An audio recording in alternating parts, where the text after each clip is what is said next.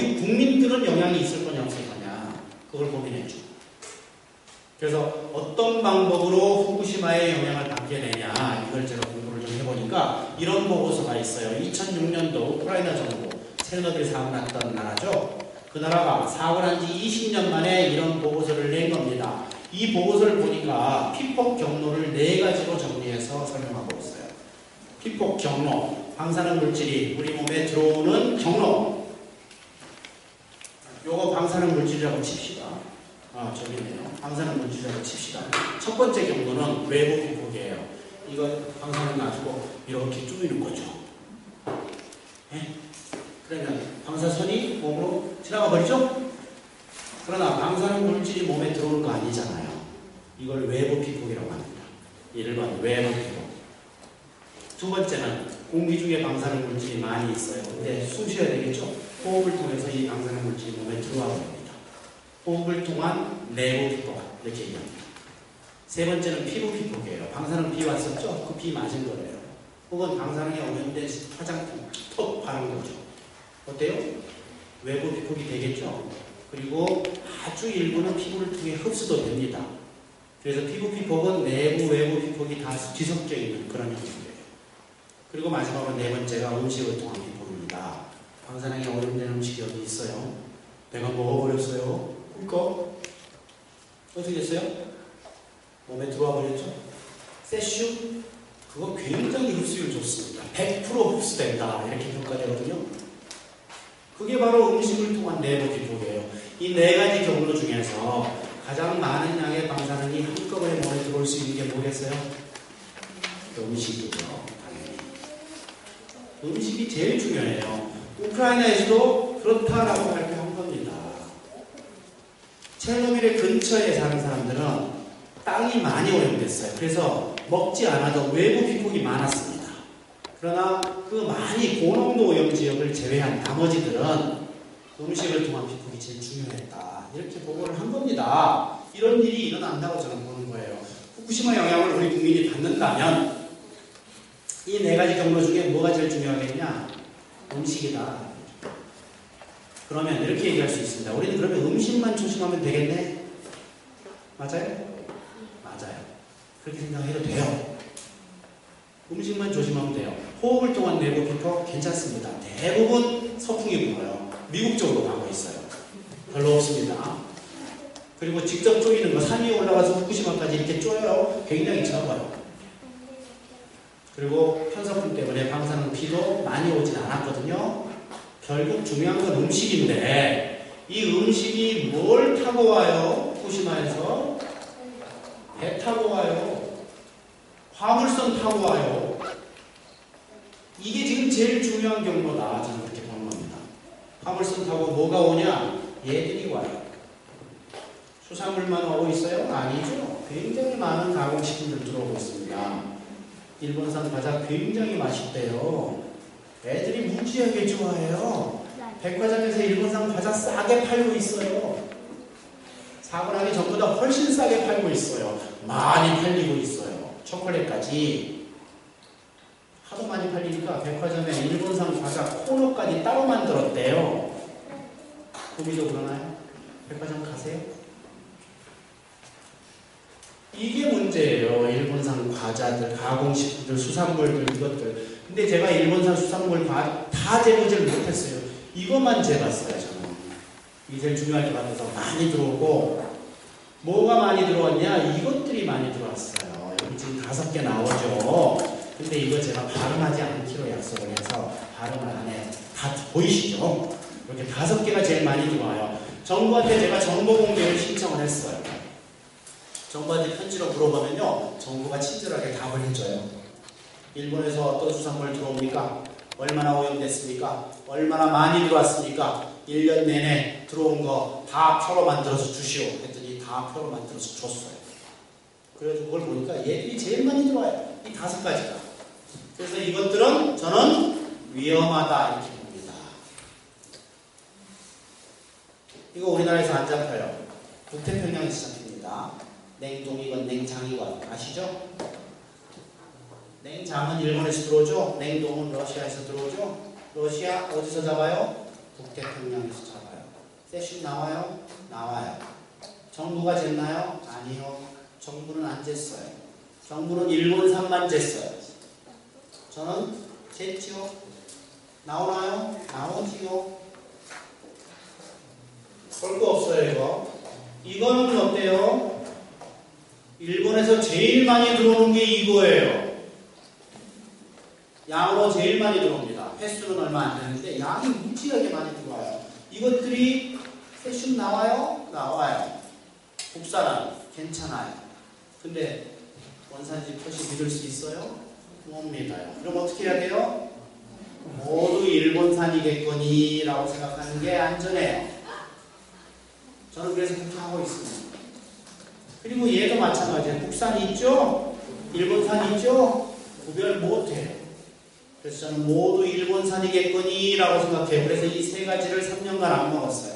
이놈은 어떠냐? 얘들은요, 양도 많지가 않고 들어오는 양이 고급 일식집에서 팔아요. 신경 쓸 거 없어요. 세 개만 외우면 요놈 세 개는 금방 외울 수 있죠? 요 세 개는 외워서 뭐 하시게? 안 먹어야 돼요. 얼마 동안? 300년.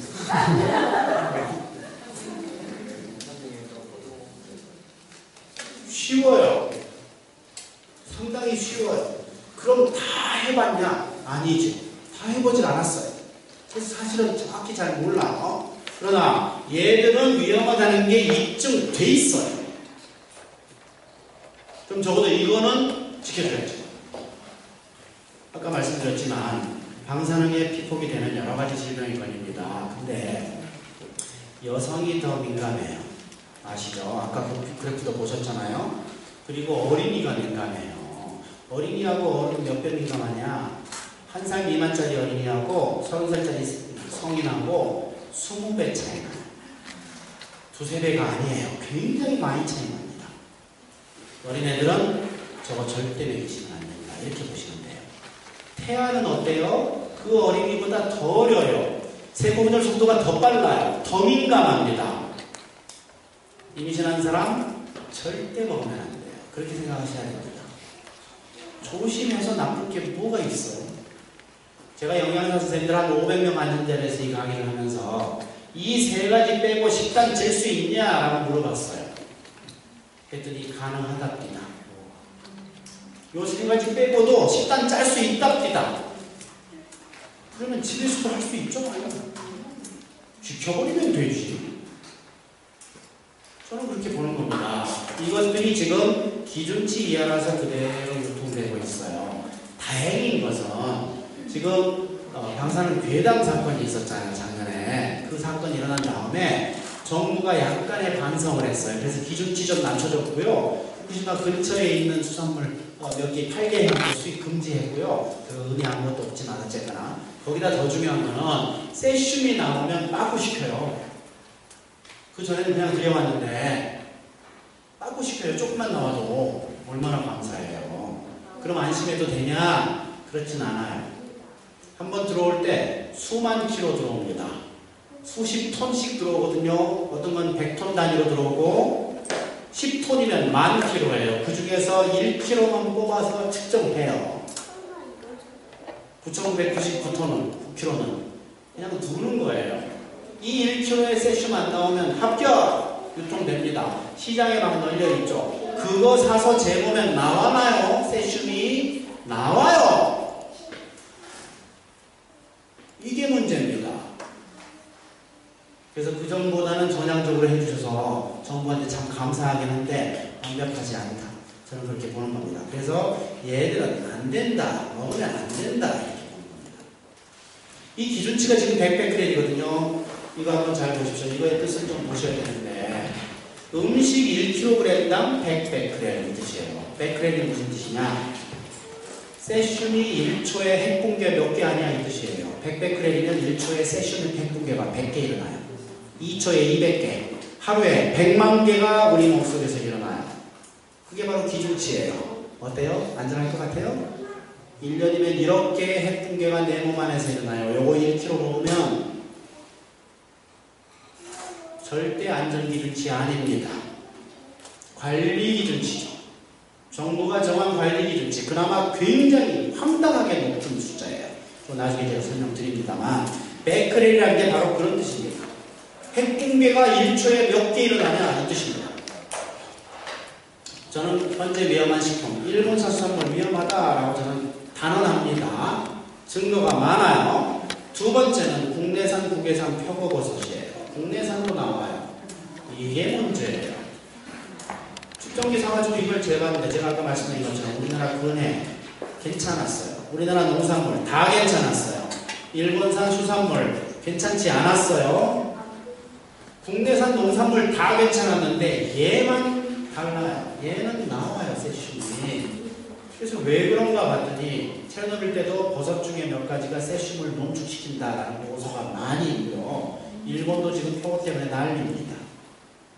농축시켜요. 세슘을.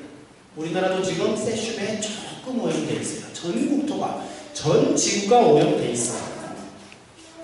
원래 지구상에 없던 건데 핵실험하고 핵폭탄 터뜨리고 핵발전소하고 핵사고나고 이러면서 세슘이 나온 거예요. 그 전 지구를 덮고 있어요.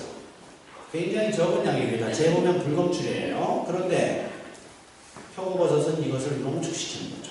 재보면 보통 100g 혹은 600g 이렇게 나와요. 꾸준히 나와요. 그 다음에 일본산 수산물보다 이게 더 위험하다 그렇게 보고 있습니다. 나올 확률이 더 높으니까. 그래서 이거는 위험한 식품이 됐어요. 그러니까 지금부터 안 먹어야 될 게 아까 수산물 3가지 중에 내가 버섯 1가지 4개 외울 수 있어요? 네. 그리고 주변에 전파를 해주셔야 돼요. 사랑하는 이웃들에게 전파해 주셔야 돼요. 태평양 수산물 가능성이 있죠. 북태평양 전체가 오염되고 있죠. 근데 북태평양에서 일본만 고기 잡아요? 아니죠. 다른 나라도 잡죠. 근데 아까 말씀드린 것처럼 정부는 일본산만 재왔어요. 다른 나라 산 제일 여유가 없었어요. 장비와 인력을 모두 거기에 투자를 했었어요. 그러나 북태평양에서 일본만 잡냐? 아니죠. 그래서 지금은 일본산이냐 아니냐 이거 중요하지 않아요. 북태평양에서 잡았냐 아니면 딴 데서 잡았냐 이게 중요합니다. 북태평양에 한해서 오염이 진행되고 있으니까. 그리고 그 외에 국내산 농산물, 근해수산물 이거 전부 안전하다. 이걸 제가 확인한 겁니다. 계속 모니터링하고 있어요. 이상한 일이 발생하면 여러분에게 알리겠습니다. 어떻게든지 알릴 생각이에요. 일본 수산물 위험하냐? 저는 위험하다라고 단언해버리죠 아예. 그런데 기준치 이하라서 안전하다 이런 얘기하는 사람들이 있어요. 테레비에 나와요. 그 사람들이 누구예요? 식약처 공무원들이에요. 그 사람들은 안전하다고 얘기해요. 저는 위험하다고 얘기해요. 둘 다 맞을 수는 없죠. 누군가 한 명만 맞고 한 명은 틀렸어요. 누가 맞아요? 누구 말이 맞아요? 왜 제 말이 맞아요? 잘생겨서? 아니에요. 왜 제 말이 맞습니까? 교과서에 그렇게 돼 있어요. 의학 교과서에 그렇게 돼 있어요.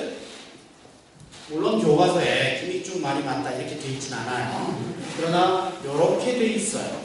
이게 교과서에 나온 그림 그대로 제가 스캔해서 가져온 겁니다. 이거 한번 잘 보세요. 아까 말씀드렸죠? 서양의학 교과서는 전 세계가 공통이다. 그 교과서에 이렇게 나와 있어요. 전 세계 의학계가 내놓은 결론이에요. X축 용량, 피폭량입니다. 방사능에 얼마나 많이 피폭되느냐. 이쪽은 반응도 그 병에 걸릴 확률이에요. 방사능에 피폭이 되면 두 가지 패턴으로 질병이 발생합니다. A 패턴, B 패턴. 백혈구 감소, 소화기 증상, 폐렴, 백내장, 화상, 사망 이런 병들은 B 패턴으로 발생한다라고 교과서에 되어 있어요. 이런 병들은 방사능에 조금 피폭됐을 때는 이런 병이 안 걸려요. 어느 정도 이상, 문턱값 이상, 역치 이상 방사능에 피폭이 돼야 이런 병이 발생합니다. 그렇게 되어 있어요. 그러나 암과 유전병 이 두 가지는 이런 패턴으로 발생한다 이렇게 되어 있어요. 암과 유전병이 뭐였어요? 피폭됐을 때 가장